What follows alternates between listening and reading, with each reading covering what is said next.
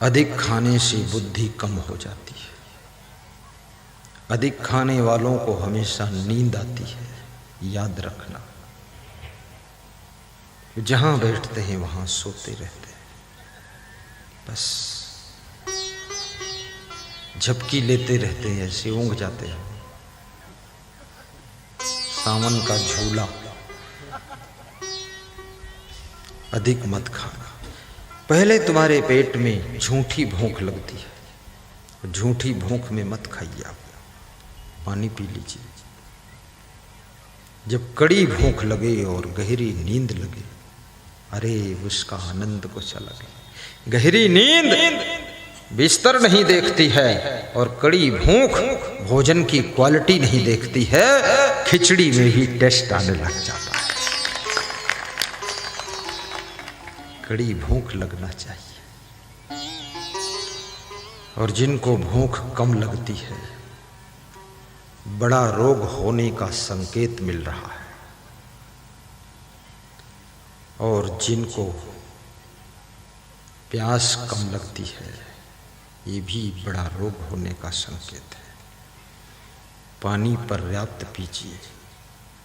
सुबह मूली गाजर खा लीजिए, पपीता खा लीजिए। गहरी नींद सोया करो। दरवाजे में कुंडी बंद करके ताला लगाकर चाबी अपने सिरहाने रख लिया करो। मकान के अंदर ही शौचालय बनाया करो। ऐसा नहीं शौच के लिए रात में मेन गेट खोल के बाहर जाना पड़े, नहीं। गेट बंद है, अंदर ही सब काम हो गया।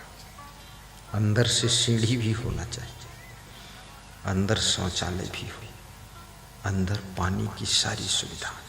बाहर कोई गुंडे लफंगे खड़े हो, तुम निकल पड़े, खतरा हो सकता है।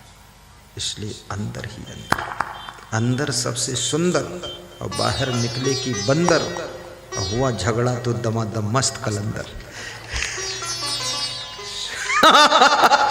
अंदर ही अंदर सब। तुम सोचते रहोगे गुरुजी हर बात बताते, घर बनाने के बारे में भी बता देते। क्यों बताता हूं?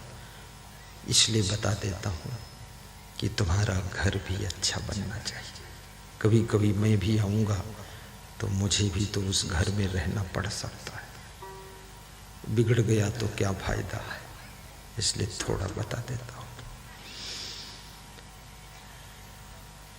और बुद्धिमान की पहचान होती है। क्या पहचान है? जो बुद्धिमान होता है वो हर कार्य को लगन से करता है, रुचि से करता है, एकाग्रता से करता है, मन से करता है, कामचोर नहीं होता है। दूरदर्शी, परिणामदर्शी और भविष्य को सोचकर काम करता है। ये बुद्धिमान की पहचान होती है। मैं बचपन से सोचता था ये लोग डॉक्टर क्यों बनते हैं, इंजीनियर क्यों बनते हैं, मास्टर क्यों बनते हैं। तो मेरे पास में 10 वर्ष की उम्र में उत्तर आया था, इन लोगों ने खूब पढ़ाई किया है, शिक्षा प्राप्त किया, इसलिए डॉक्टर मास्टर बनते हैं। तो मेरे मन में हुआ था मैं भी पढ़ाई खूब करूंगा। दूर की सोचो, नजदीक की नहीं। भीम को भूख लगी है, कुंती उदास बैठी हुई है। कभी कभी तुम अपनी माँ को उदास देख करके चिंतित हो जाते हो कि मेरी माता उदास क्यों है। और जिसकी माँ हमेशा प्रसन्न रहती है, उसका बेटा आकाश की ऊंचाइयों को छूता है। आपने देखा होगा प्रधानमंत्री नरेंद्र मोदी की माता अपने बेटे को मिलकर के कितनी खुश होती, हंसती है। दांत तो नहीं है पर मुंह फैलाकर हंसती है। उसका बेटा आज कितनी ऊंचाई पर पहुंचा है। बेटे को देख करके मां खुश हो जाए, पिता खुश हो जाए, शिष्य को देख करके गुरु खुश हो जाए तो समझ लेना उस शिष्य ने पूरा आशीर्वाद ले लिया है। उस बेटे ने माँ बाप का आशीर्वाद शेष नहीं रखा है। अब वो बेटा और वो शिष्य आकाश की ऊंचाइयों को छूने वाला है। जिसको देख करके माता पिता दुखी हो जाते हैं, अरे इतना दुष्ट है राक्षस रावण। जिस शिष्य को देख करके गुरु भी असमंजस में पड़ जाता, ये नालायक धूर्त कहीं का। वो शिष्य और वो बेटा और बेटी जिंदगी में कोई ऊंचाई को नहीं छू सकते हैं। इसलिए अपने माता पिता की शुभकामना को भी प्राप्त करो। और जो अपनी माँ को उदास देखकर, पिता को हताश देख करके चिंतित ना हो, वो पुत्र नहीं है। जो अपने माता पिता को निराशा में डुबा दे, दुख में ढकेल दे, वो पुत्र के रूप में शत्रु होता है। वो पुत्र की आत्मा है ही नहीं, वो कोई शत्रु की आत्मा पुत्र के रूप में आकर जन्म ले ली है। इसलिए माता पिता को दुख दे रही है, गुरु को दुख दे रहा है। अर्जुन जब देखते हैं कि भीम जोर जोर क्यों बोल रहा है, भीम से अर्जुन ने पूछा, भीम क्या है? भीम ने कहा, मुझे भूख लगी है, माता जी उदास बैठी है, तो मेरे गुस्सा आएगी, मैं चूल्हा फोड़ दूंगा। अर्जुन ने कहा, शांति रखो। अर्जुन बहुत बुद्धिमान व्यक्ति है, भीम उदंड है, दुर्योधन में घमंड है, युधिष्ठिर सीधा साधा है, नकुल काम करने में होशियार है, बातें कम करता है, सहदेव विचारवान है, और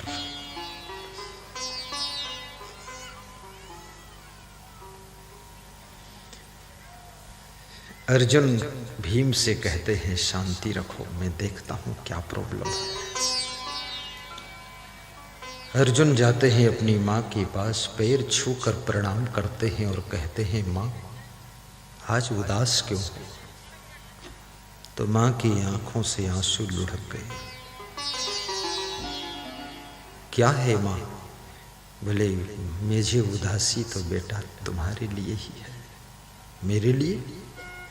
मेरे लिए क्यों चिंता करती हो? क्या है माँ, बोलो। माँ ने कहा कि आज मैं देवी के मंदिर में पूजा करने गई थी,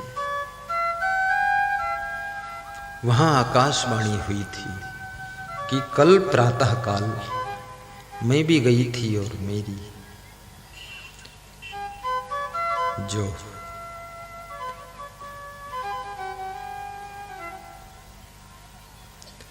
सहेली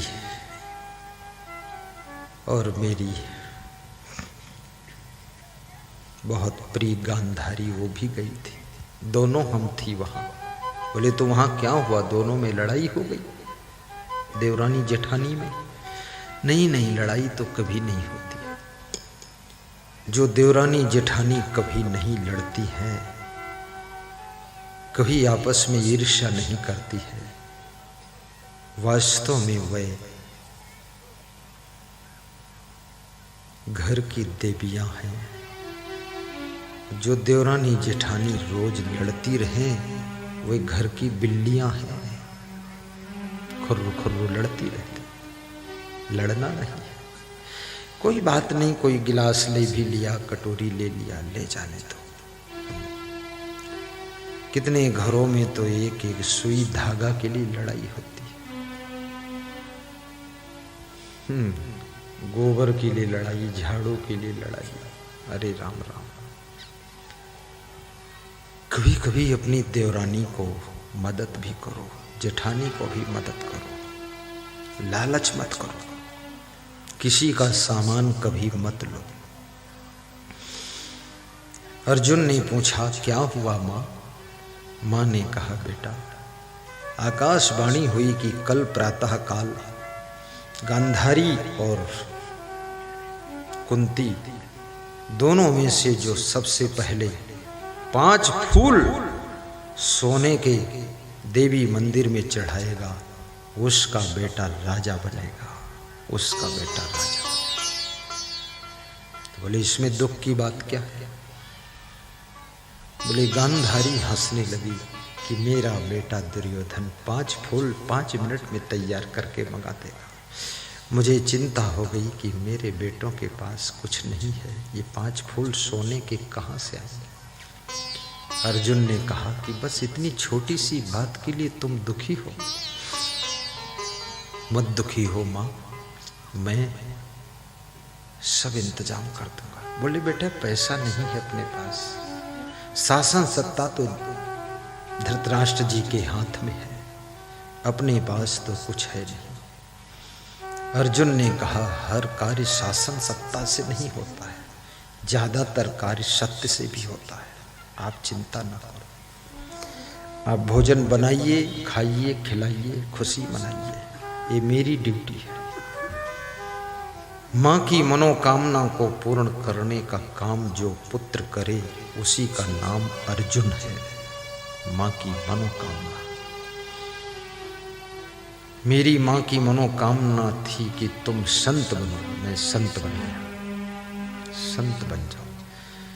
पिताजी की कामना थी अच्छे संत बनना, हमने कहा अच्छे में भी अच्छे बनूंगा, टॉप क्वालिटी, लब्बड़ झब्बड़ काम नहीं करूंगा।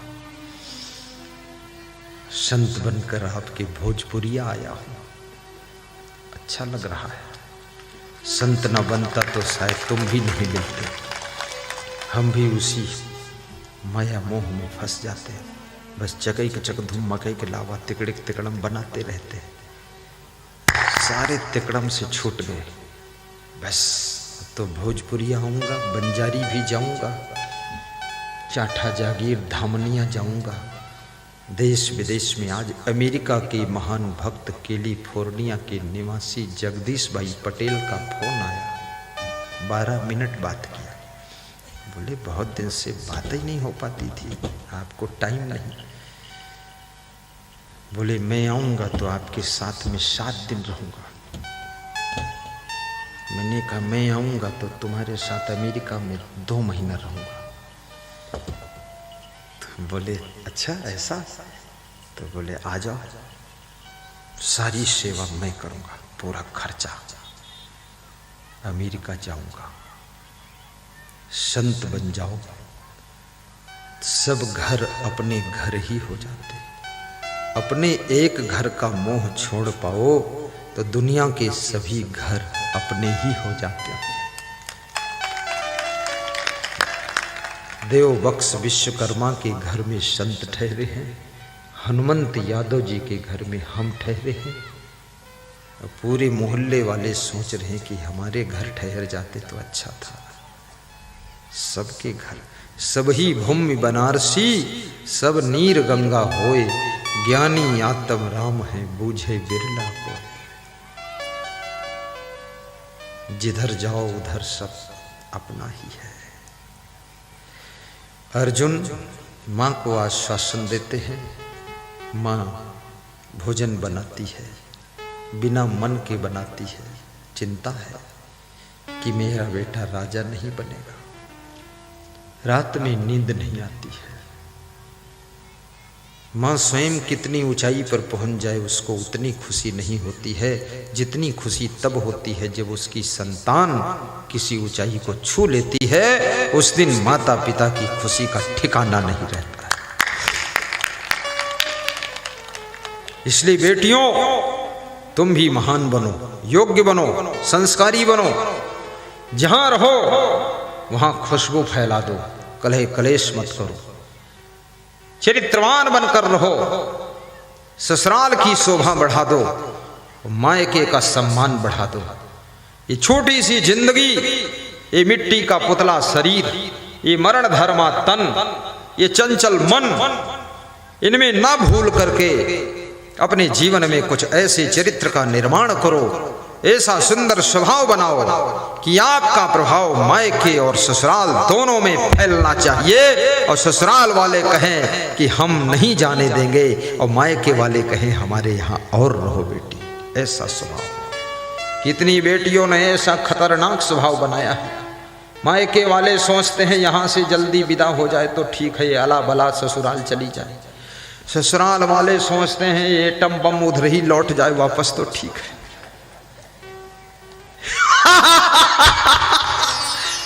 अरे ये क्या कर रही हो, गम खाना सीखो, छोटी बनकर रह लो,